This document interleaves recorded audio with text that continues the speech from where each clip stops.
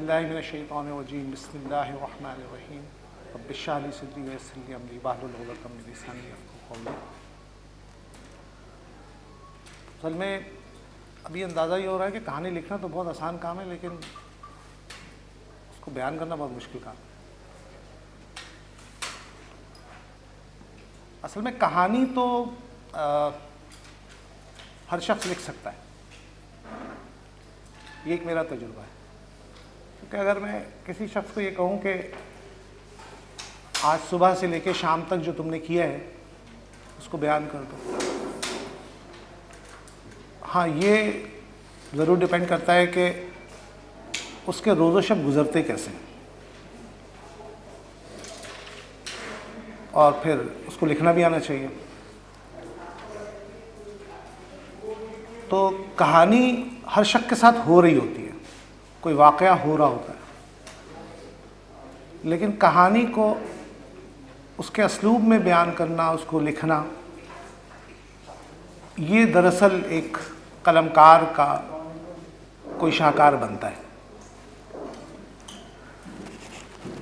अमूमन हमारे यहाँ जितने भी कलमकार गुज़रे हैं, चाहे वो बच्चों का लिखते हों या बड़ों के लिए लिखते हों, तो बहुत कम ऐसे हमारे यहाँ कलमकार हैं जो आइडिया पे लिखते हैं,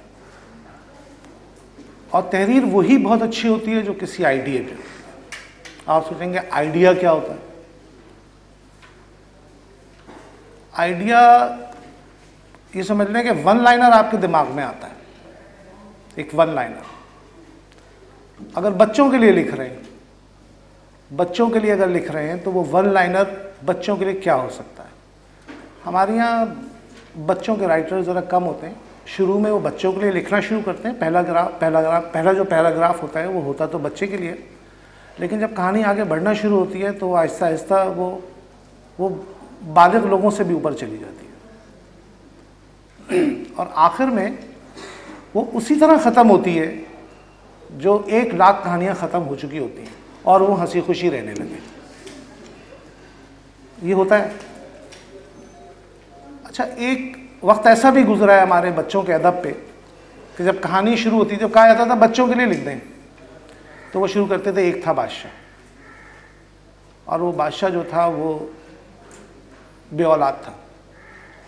अब इतनी दौलत हो किसी के पास और वो बे औलाद हो तो उसकी सबसे बड़ी तमन्ना ये होगी कि किसी ना औलाद हो जाए। तो वो जादूगर, पीर, फ़कीर सब उस कहानी में आ जाते थे। फिर एक जादूगर आता था या कोई नजूमी होता था जो आके बताता था कि आपके घर जो है वो 10 साल बाद एक बेटी पैदा होगी, और बेटी जब पैदा होगी तो उसको एक जिन उठा के ले जाएगा, फिर वो जिन जो है उसकी जान जो होगी वो एक तोते में होगी। तो हमारे यहाँ बच्चों की कहानी इसी तरह होती थी। और उसके बाद फिर एक लकड़हारे का बेटा होता था जो कि जाके उस बच्ची को जो कि जिन ले जाता है उसको उठा के तो वो उसको आज़ाद कराता था। रास्ते में हिरन को कुछ खाना भी खिलाता था, वो हिरन जो है बुज़ुर्ग में तब्दील हो जाता था। ये 2.5 लाख ऐसे 8 आने वाली कहानियाँ होती थी 18 सफ़े की, वो तकरीबन कमोबेश इसी वाक़। फिर सुपर नेचुरल करैक्टर होते थे। सुपर नेचुरल करैक्टर बच्चों के लिए बहुत आइडियल होते हैं। हमारे यहाँ सुपर नेचुरल करैक्टर जो था वो सबसे बड़ा था टार्ज़न। अब वो टार्ज़न जो था वो हमें बच्चों की मतलब तमाम उस 8 आने वाली उसके अंदर मिलता था। टार्ज़न जंगल में, टार्ज़न और शेर, और टार्ज़न और मंकू, और ये वो एक दरख्त से दूसरे दरख्त, और वही उसकी मखसूस आवाज़, और आखिर में उसकी एक शेर से लड़ाई, या कभी शिकारियों से उसकी तू मैं, वो कहानी भी इसी तरह एंड होती थी। अच्छा, बच्चों को उसमें हासिल कुछ नहीं होता था। अच्छा, आप अगर गौर करें, मैं ये नहीं कह रहा कि अंग्रेज़ बहुत अच्छी चीज़ होती है, वो सबको पता है कैसी चीज़ होती है। अंग्रेज़ ने अपने यहाँ जो अदब है ना, बच्चों का अदब, उसमें वो इनकलाब लेके आए। उन्होंने शुगर कोटेड अपने बच्चों को जो है ना वो मैसेजेस दिए। अगर वो शेर के ऊपर भी कहानी बनाते हैं ना, शेर को भी अपने माशरे से मुंसलिक कर देते हैं। यानी वो अफ्रीका का शेर होगा, लेकिन होगा वो यूरोप का ही, उसके जो आदात अतवार होंगे वो यूरोप के होंगे, वो चीज़ खाता होगा। उन्होंने अपने माशरे में बच्चों के जो अदब है उसके अंदर वो, मतलब आज से नहीं, 250 साल पहले से वो अपने बच्चों के अदब में फ़िक्शन और साइंस फिक्शन और सस्पेंस, लेकिन अपने माशरे से उसको जोड़ते थे। अच्छा, वो आइडिया पे बनाते हैं, वो कहानियाँ नॉवेल बच्चों के या बड़ों के भी ये आइडिया पे काम करते हैं। हमारे यहाँ आइडिया पे काम नहीं होता। कोशिश ये की जाए कि आप जो कुछ भी लिखें उसमें जो पहलू हो, वो एक तो ये हो कि उसमें दिलचस्पी हो, यानी कोई ऐसा यूनिक आइडिया हो कि जो आप उस आइडिया के ऊपर कहानी के ताने बाने बुन लें, और उसमें बहुत सॉफ्टली बच्चों को वो मैसेज दें कि जो आपकी यानी आपका जो माशरा है, ख़ास के हम मुसलमानों में हमारा फ़र्ज़ है कि हम जो कुछ भी लिखें वो खुदा खौफी के साथ लिखें। शायद हमारे यहाँ एक चीज़ ये हो चुकी है कि जो साफ़ी, एंकर, राइटर, शायर जितने भी हैं, वो अमूमन जो चीज़ लिखते हैं तो वही सोच के लिखते हैं कि हमें इसके अल्लाह का जवाब नहीं देना इसको। आप कुछ भी लिखेंगे, आप एक तहरीर, एक लाइन भी अगर लिखेंगे, एक मैसेज भी किसी को फॉरवर्ड करेंगे, वो आपके लिए या तो गुनाह जारिया होगा या सवाब जारिया होगा।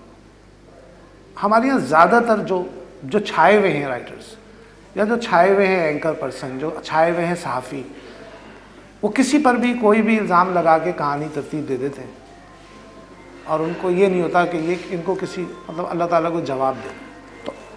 तो राइटर के लिए ज़रूरी है कि वो आइडिया पे लिखे, ताने बाने को दिलचस्प करें, और जो कुछ भी लिखे वो जहन में ये सोच के लिखे कि उसको आखिरत में इसकी जवाबदेही करनी है। आप जो कुछ लिखेंगे आपने उसका जवाब देना है। अब लोग सोचते होंगे आइडिया, मतलब ये आइडिया क्या होता है यार, आइडिया किसे कहते हैं? देखें, आइडिया ये होता है कि आपने मिसाल के तौर पे आपने देखा कि एक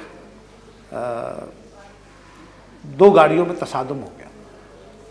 अब दो गाड़ियों में तसादुम हो गया, अब नेचुरल सी बात है, दोनों निकलते हैं, अगर पाकिस्तान में यानी कराची में अगर एक्सीडेंट होता है दोनों निकलते हैं तो एक दूसरे की नाक फोड़ देते हैं। तो ये तो है आइडिया, ये मतलब आम सा आइडिया, वो नाक फोड़ देते हैं। इसमें आइडिया क्या है? अब आप आइडिया क्या निकालेंगे इसमें?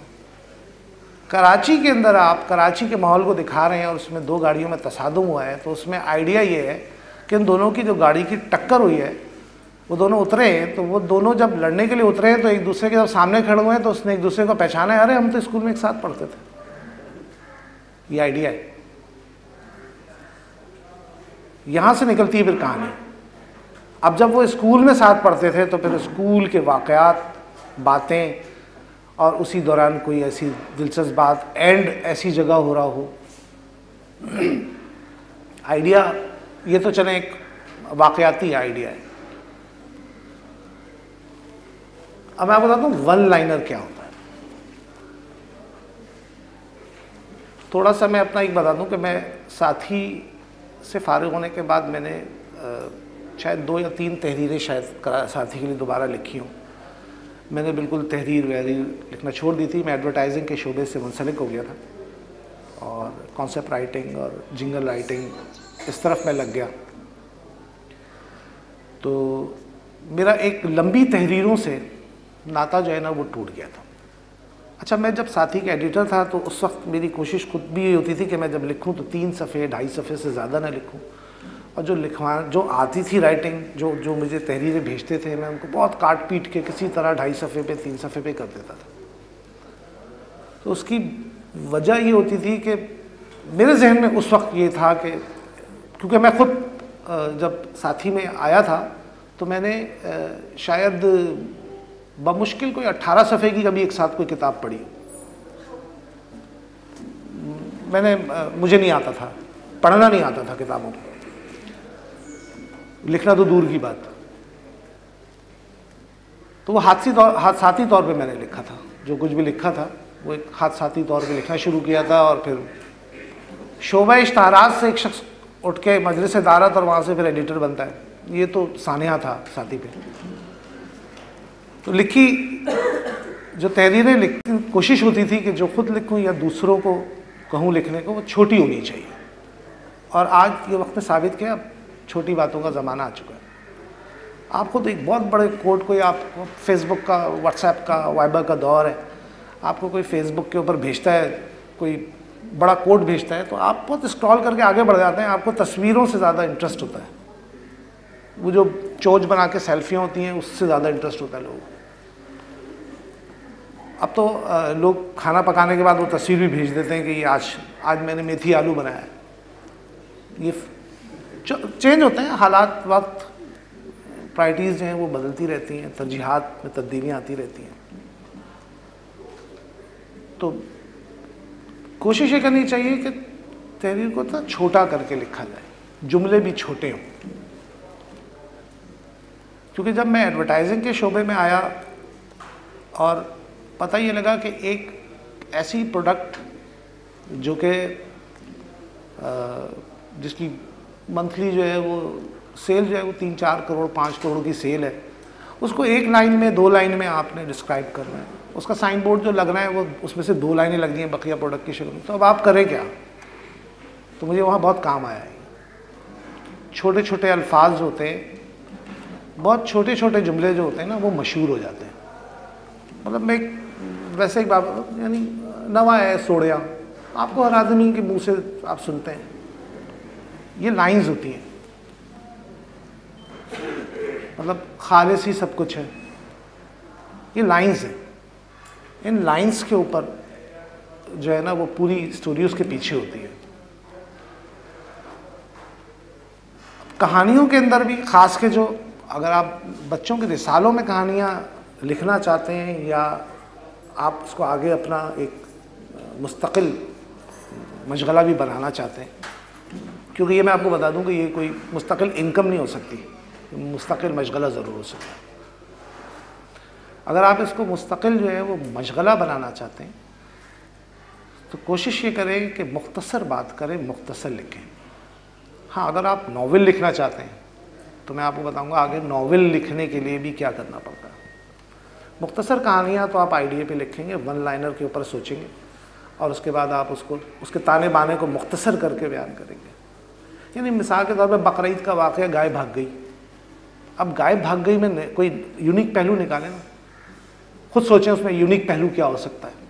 सबकी गाय भाग जाती है। बकरीद के अंदर सबसे बड़ा शो जो होता है वो ये होता है, गाय का सुजुकी पे चढ़ना वहाँ से और यहाँ पे उतरना और उतर के उसका भाग जाना। ये बच्चों का पसंदीदा मौजू है।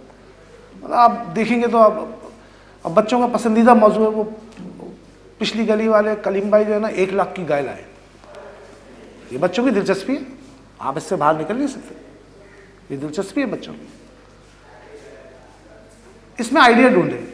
गाय तो सबकी भागती है, सबकी बात गाय भाग जाती है। अब इसमें आइडिया क्या हो सकता है, ये मैं आप लोगों को वर्कशॉप के लिए छोड़ रहा हूँ। ये लाइन ये भी बहुत पुराना हो गया। वो तो अगर बच्चे को लेके अगर वो भागेंगे तो वो तो घसीटती हुई लेके भागेगी, फिर बच्चा तो रेगमाल की तरह रगड़ चुका होगा, तो उस कहानी नहीं रहेगी, वो हादसा हो जाएगा। इसमें अब ये मैं ये ख़ास के इस वर्कशॉप के लिए छोड़ रहा हूँ कि गाय भाग गई। अब इसमें नई चीज़ क्या हो सकती है, ये छोड़ दिया मैंने सवाल। और बाद में शायद मैं आप सबों से जो यहाँ कर रहे हैं उनसे पूछूंगा एक एक कि आप क्या समझते हैं उससे। अच्छा, अब दूसरी तरफ आ जाए।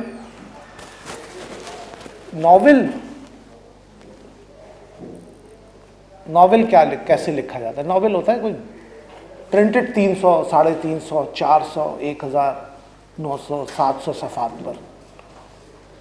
नॉवेल लिखना जो है ना वो बहुत मुस्तकिल मिजाजी का काम है, आसान नहीं है ये। नॉवेल भी वो लिख सकता है जिसको कोई दूसरा काम नहीं है। अगर दूसरा उसको काम है तो नॉवेल लिखना बहुत मुश्किल काम है। 2.5-3 साल में एक नॉवेल पूरा करेगा। मतलब नॉवेल के लिए नींद की कुर्बानी देनी पड़ती है अगर कोई जल्दी लिखना चाहता है। यानी नॉवेल लिखेगा तो फिर उसको नींद की कुर्बानी देनी है। वो नॉवेल बन जाते हैं जो आप कहानियाँ बच्चों के रिसाले में किस्तवार भेजते हैं, वो आप उसको यकजा करने के बाद उसको एक नावल की शक्ल देते हैं, कहते हैं मेरा नावल है। हालांकि यकीन करें वो आपका नावल नहीं होता, वो आपकी किस्सावार कहानी होती है जिसको जमा कर दिया जाता है। नावल एक साथ बैठ के पूरा लिखा जाता है। यहाँ आपकी बात होती है एडिटर साहब से, कहते हैं साहब मैं आपको जो है ना वो किस्सावार कहानी भेजूँगा। अगर एडिटर साहब बोल देना आपको कि आपने आज ये जनवरी में बात की है, मार्च में आप पूरी भेज दीजिएगा, तो यकीन करें आप ऐसे करेंगे चाहे जितनी फुर्सत हो। तो नावल लिखने वाले लोग, उनका मिजाज बड़ा मुख्तलिफ होता है। नावल भी एक आइडिया पे होता है, वन लाइनर नावल का भी होता है, लेकिन नावल अपने हर, जिसे कहते हैं ना कि पोर्शन में एक सस्पेंस छोड़ के जाता है। अच्छा, सस्पेंस डाइजेस्ट वाला सस्पेंस नहीं, इसको हम यूँ कहते हैं अब क्या होगा। मतलब एक सिंपल सी मैं बात करता हूँ घरेलू नावल की। घरेलू नावल है कि रुकैया का कज़न जो है वो अमेरिका से आया है, और रुकैया जो है ना वो अपने एक चचा के घर रहती हैं, और वो यतीम है, और उनकी एक माँ भी हैं जिन पे बड़ा जुल्म होता है वहाँ पर। उस घर के अंदर 8-9 कज़न्स हैं। अब वो जो गुलफाम शहजादा जो बाहर से आता है वो किसको पसंद करेगा, ये एक सस्पेंस है पूरे नावल में। ज़्यादातर ख़वातीन के नावल जो है ना वो इसी के दिन घूम रहे होते हैं। अगर आप कोई बच्चों के लिए नावल लिखना चाहते हैं तो उसमें भी वही चीज़ होगी जो आप एक ख़वातीन के नावल में होता है, अब क्या होगा। ये इस जगह पे आपको अपनी हर जो पोर्शन होता है ना, जो बाब होता है, उसको यहाँ छोड़ना पड़ता है कि अब क्या होगा। लिखने वाले को खुद भी जो है ना खुद भी उस सस्पेंस में होता है, बड़ा देर तक सोचता रहता है मैं क्या करूँ ऐसा। और जो जब ये छप जाता है और पढ़ने वाला जो होता है वो, उसकी दिलचस्पी उसी वक्त से शुरू होती है कि जब पहले सफ़े में उसको ये अंदाज़ा हो जाए कि कहानी आगे बढ़ेगी, बहुत मज़ा आएगा। मतलब मिसाल के तौर पे गिलगित के एक सफ़र के दौरान एक जहाज़ जो है वो गिर जाता है बर्फ़ में। अब वो जब पहला सफ़ा ही ऐसा है कि आप जब पढ़ते हैं कि एक जहाज़ बेआबान में गिर गया है बर्फ़ के अंदर, और वहाँ एक आदमी ने सर्वाइवल करना है, तो उसने पहले सफ़े से वो शुरू करना है कि हुआ क्या, और अगले सफ़े से वो शुरू हो जाता है कि ये शुरू कैसे हुआ था ये सफ़र। आपको पहले सफ़े में डालना पड़ता है कि जिससे पता ये लगे कि वो आगे होने क्या वाला है उसमें। वो आप छोड़ देते हैं पहले सफ़े पर, और वहाँ से आगे से भी कहानी शुरू कर देते हैं। अच्छा, अपना हर एक का अपना असलूब होता है लिखने का। बहुत कोई इस तरह लिखता है, कोई कहानी को ऐसे शुरू करता है कि 18 जनवरी उसकी ज़िंदगी में क़यामत से कम ना था, कोई इस तरह शुरू करता है। कोई यूँ शुरू करता है कि जावेद की ज़िंदगी बहुत सुकून से गुज़र रही थी, लेकिन उसको एक रोड क्रॉस करना बड़ा मुश्किल पड़ गया, तो इस तरह शुरू करता है। अब वो हर एक का तरीक़ा होता है, कौन किस तरह एक तजस्सुस पैदा करता है। लेकिन बहरहाल जो भी चीज़ लिखी जाती है वो आइडिया पे होती है। अच्छा, मैं अब कुछ चीज़ें हैं वो टीवी के लिए भी लिख रहा हूँ। अच्छा, ज़्यादातर तंज़ो मिज़ाह लिखने की कोशिश करता हूँ और पॉलिटिकल सटायर ज़्यादा लिखता हूँ। जो लोग टीवी की तरफ लिखने के अगर शौक़ में है कि टीवी की तरफ लिखें, यानी टीवी के लिए कुछ लिखा जाए, और कोई किस्तवार, कोई सिटकॉम, कोई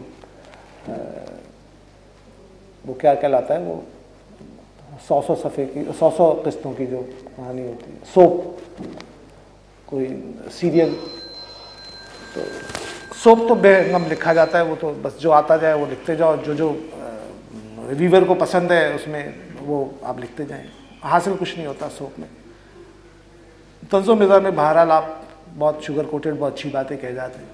इस शोबे के अंदर जो है वो मज़बूत सोच रखने वालों की बहुत कमी है। एक अच्छा पैगाम देना, एक अच्छी तमसील किसी को देना, ये बहुत ज़्यादा कमी हो चुकी है। अब सिवाय वल्गैरिटी के, सिवाय बेहूदगी के और आपकी अपनी सकाफ़त को मस्क करने के और कुछ भी नहीं है। प्यार मोहब्बत इश्क इसके गिर्द घूमती है। आज सूरत हाल ये है कि जब कोई कहानी आप लेके जाते हैं किसी चैनल के पास, वहाँ बैठते हैं तो वो कहते हैं कि ये किसी लड़की की गिर्द घुमा दो, उस लड़की पे इतना जुल्म दिखाओ, इतना जुल्म दिखाओ, उसको ऐसा दिखाओ कि बस वो रोती रहे, और 26वें किस्त की 10वें जो आखिरी 10 मिनट हो उसके अंदर उसको दिखाएं कि अब वो खुश है, उसको फिर पीले जोड़े में और लाल जोड़े में दिखाएं, ब्याह दिया गया उसको। मतलब ये एक मिजाज है। मैं तो हर चैनल के जितने भी कंटेंट राइटर्स हैं सब दोस्त भी हैं, उनके पास बैठता भी हूँ, वो मुझसे चीज़ें लिखवाने की कोशिश भी करते हैं, मैं नहीं लिख पाता हूँ। उनका कहना ये होता है कि औरत को मजलूम दिखा दो उसके अंदर। अब यहाँ तो ख़वातीन भी बैठी हैं, अब हमारे यहाँ औरत मजलूम हो नहीं सकती, जिसमें सुबह से लेकर शाम तक 4 मासियाँ घर पे आती हूँ,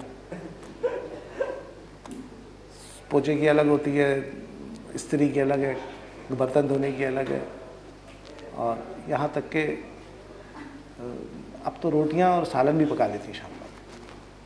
तो मजलूमियत तो अब बहुत मुश्किल हो गई। मजलूमियत बस ये है कि अगर शौहर की तनख्वाह 3 तारीख को मिलती है और 5 को मिले, अगर उससे ज़्यादा मजलूम औरत कोई नहीं होती। या सूट आ गया और दुपट्टा जो है मैचिंग का ना मिले, फिर तो वाकई जुल्म। वो कह रहे हैं इसी को दिखाओ, यही जुल्म दिखाओ। मतलब इंडियन ड्रामे अगर देखेंगे आप तो वाकई ये दिखाते हैं कि उनको मतलब वो अजीब व गरीब किस्म की उन्होंने यहाँ पर एक माशरे में तब्दीली की है कि वाकई वो दिखाते हैं कि सास अपनी बहू के लिए एक साड़ी लेकर आई है और जानबूझ के उसने उसके अंदर कुछ ऐसे काम कर दिए हैं कि वो साड़ी ख़राब लग रही है। अब वो एक मसला बना दिया गया उसको, और वो ढन ढन ढन ढन ढन उसके मुँह पे, फिर उसके मुँह पे कैमरा, लाइट उधर। यानी ये एक छोटा सा एक मसला, यानी ये मैं आपको बता रहा हूँ कि ये हमारे माशरे में तब्दीली, कहानियाँ देखने और सुनने और उसमें जो तब्दीली आ रही है, मैं वो बताना चाह रहा हूँ। मतलब अजीब सी चीज़ें कर दी हैं, ख़ास के हमारे इंडियंस जो चैनल्स हैं उनके ड्रामों ने, कि भाभी रोटी पका रही है और सब बराबर में खड़ा हुआ जो है वो एक देवर आता है और कहता है कि भाभी मुझे 500 करोड़ रुपए चाहिए। मतलब भाभी से कह रहे 500 करोड़। अच्छा, उसको ज़रा भी ना मतलब रोटी पकाते हुए धचका नहीं लगा, रोटी पका दिए, कह नहीं अच्छा तेरे भाई आएंगे उनसे बोल दूँगी। मतलब 500 करोड़ 600 करोड़, और वो फुल मेकअप में, भाभी ना तवे की गर्मी लग रही है उनको और ना बाहर से कोई हवा आ रही है, लेकिन वो, और 500 करोड़ मसला ही नहीं है। एक फाइल होती है जो 500 करोड़ की लेके घूम रहे होते हैं, और हमारे लोग देख रहे होते हैं उसको और उसको पसंद कर रहे होते हैं, क्योंकि मस्बत लोग नहीं आ सके इस फील्ड के अंदर। हमने मस्बत जो सोच होती थी उसको पीछे कर दिया। ओवरऑल पूरा माशरा जिस तरह तमाम शोबों के अंदर तमाम शोबे इनताद का शिकार है, ये शोबा मज़ीद इनताद का शिकार हो रहा है, क्योंकि ड्रामा राइटिंग को एक तरह से हमारे बहुत सारे लोगों ने जो है ना वो गुनाह समझ लिया इसको। हम ये समझते हैं कि शायद अगर हम ड्रामे के लिए या उसके लिए कोई चीज़ लिख रहे हैं तो ये गुनाह हो सकता है, आपको कूदना तो पड़ेगा, थोड़ा सा मज़बत लोगों को आना पड़ेगा इसमें जो कुछ अच्छा लिख सकते हैं।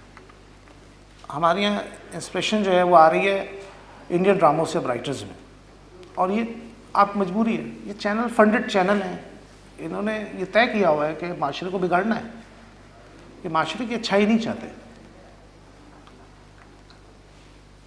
कोई ऐसा राइटर जो कि उनके मिजाज को सामने रखते हुए कुछ ड्रामे ऐसे लिख दे कि जो उनका चैनल का मिजाज भी हो और आप उसके अंदर अपना मैसेज भी दे दें, छुप के काम, मतलब छुप के लिख दें ऐसी चीज़, तो इसके लिए बहुत शातिर किस्म का राइटर होना चाहिए।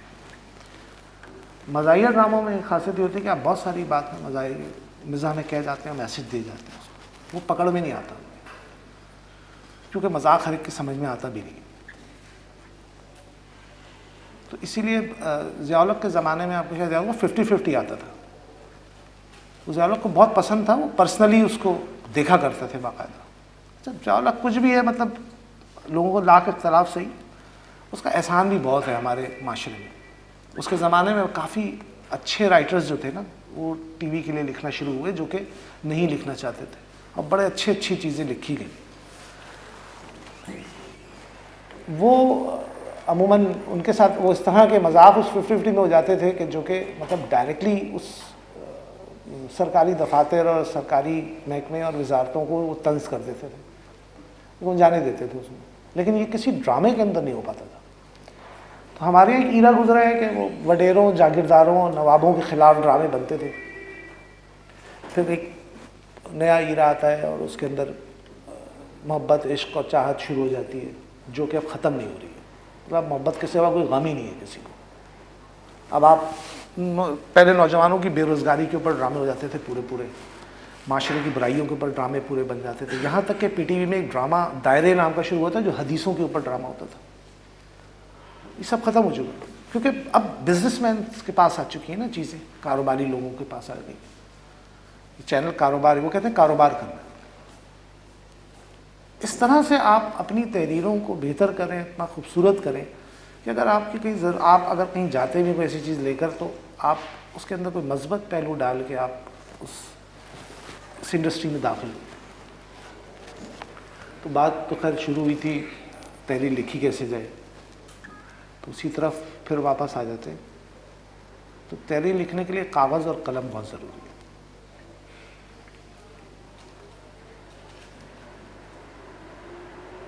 कुछ सवाल अगर किसी को करना हो।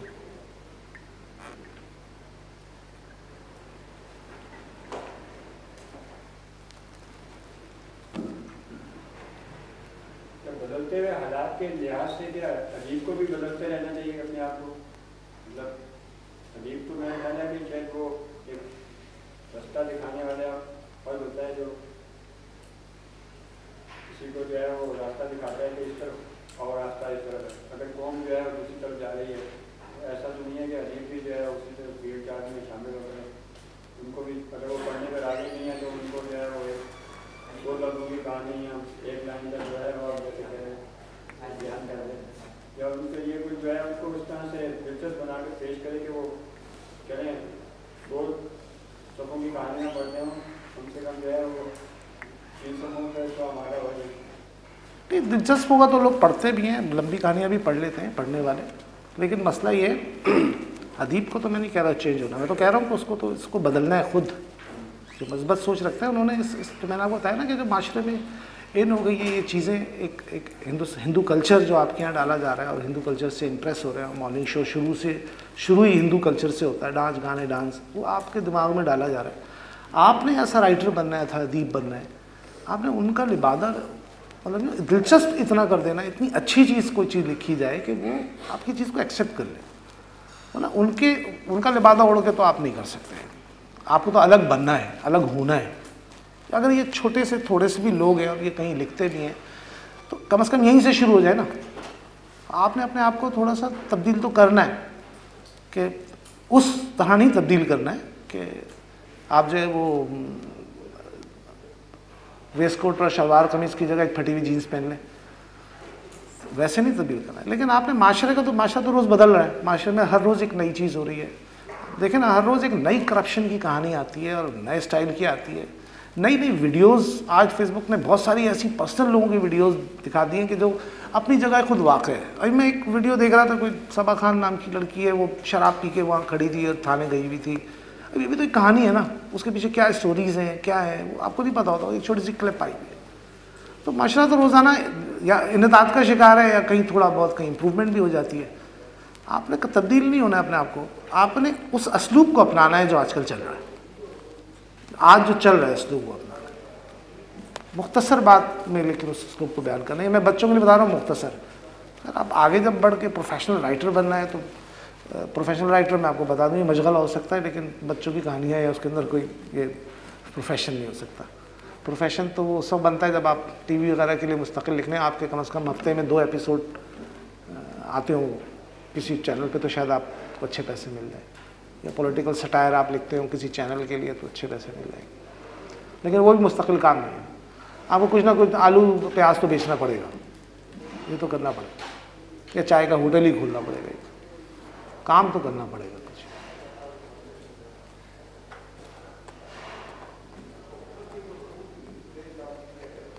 इसके अंदर आपने बताया कि मुस्लिम सोच वाले जो लोग होते हैं, जो अच्छा लिखते हैं, यानी कि उनको हर जगह एक मौका भी नहीं दिया जाता।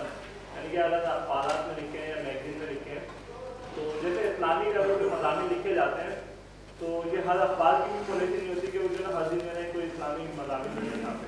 वो भी चंद मखसूस दिन पे 12 मतलब बिलोवर पे 10 मौसम पे जुम्मे वाले दिन ज़्यादा लिखते हैं, हर दिन तो नहीं लिखा जाता, उसको मौका भी तो नहीं दिया जाता कि मुझे रखने वालों या मुझे लिखने वालों। अच्छा, इस्लामी तहरीक की आप बात कर रहे हैं ना, ये मजमून होते हैं, ये कहानी नहीं होती। मज़ामीन में और कहानी में बड़ा फ़र्क होता है, और ये ज़रूरी भी नहीं है कि आप जो कहानी लिखना चाह रहे हैं उसका ताल्लुक़ कोई इस्लाम या मज़हब से भी हो। आप उसको ज़रूरी नहीं बताएं कि कोई ऐसा अगर फ़र्ज़ करें मौका आ रहा है जिसके अंदर आपने कहा बात ये लिख रहे हैं, कोई ऐसी कोई बात है, किसी ने कोई आपने वाक़या आपने कोई तहरीर में ऐसा लिख रहे हैं कि जिसके अंदर झूठ हो रहा है कोई, तो उसको बयान कर दें कि नहीं, झूठ नहीं पनपता, झूठ को जो है वो सब्ज़ा नहीं है, इस टाइप के अल्फाज लिखे आते हैं। ये मैसेज होते हैं छोटे छोटे। है तो इस्लाम में झूठ हराम है ना, गुनाह है झूठ बोलना, तो आप अपने उस कहानी के अंदर उसको बयान इस तरह करते हैं। जो आप बात करें ना इस्लामी मज़ामीन की या तहरीर की, इस्लामी जगह मिलती नहीं होती। मैं अखबारात के अंदर भी काफ़ी जाता आता रहूँगा, लोगों में बैठा भी हूँ। अमूमन ऐसा होता है कि जो इस्लामी मज़ामीन आते हैं ना, तो जो उनका सब एडिटर होता है या जो सफ़े का इंचार्ज होता है, वो अपने यहाँ सबसे नालायक आदमी को दे देता है, कहते हैं यार इसको पढ़ो और पढ़ के बताओ ये है बने। लेकिन अगर वही 3 औरत 3 कहानियाँ या 3 मर्द 3 कहानियाँ होता है ना, तो उसको तो 4-4 लोग पढ़ते हैं, फिर कहीं जाके वो ओके होता है। इस्लामी मज़ामीन को तो वही करके देता है, कहते हैं यार ये पढ़ लेना देख लेना, क्योंकि इस्लामी मज़ामीन ज़्यादातर ऐसे होता है कि वो मज़ामीन जो है ना कहीं से कॉपी किए भी होते हैं। वो इस्लामी मज़ामीन में इस्लामी सोच में बड़ा फ़र्क है। आप किसी बात को किस तरह इस्लामी ख़ुद बयान करते हैं, वो एक बहुत मुख्तलिफ है, उसे फ़लसफ़ा कहते हैं। फ़लसफ़े अमूमन कम ही छपते हैं, वाक़यात ज़्यादा छपते हैं, पुरानी वाक़यात और नबी के सल्लल्लाहु दौर के सहाबा के वाक़यात, यानी ये चीज़ होती हैं हमारी इस्लामी मज़ामीन। अगर इस्लामी आपको मज़ामीन या फ़लसफ़ा देखना है तो मेरी ज़िंदगी की पहली किताब थी शहादत हक़, पहली और आखिरी किताब ही कहूँगा। उसका असर है आज तक बस। हाँ, वो जिस एज में मैंने पढ़ी थी उसमें मैं समझ जाता था। मैं वो टार्ज़न और उसकी कहानी से बाहर निकल चुका था। अच्छा, पढ़ा कुछ भी नहीं था ज़िंदगी में, तो वो आ गई दिमाग में। और मैं अपनी कोर्स की किताबें नहीं पढ़ता था, इम्तहान से 2 दिन पहले पढ़ता था। दिमाग खाली कैसे? हाँ, दिमाग तो अभी भी खाली रखता हूँ। नहीं खालिद, शायद मैं वाहिद आदमी हूँ जिसने कभी अपना वो पूरा नहीं किया था। क्या कहलाता था वो? निसाब, ना रफ़ाकत का ना रुकनीत।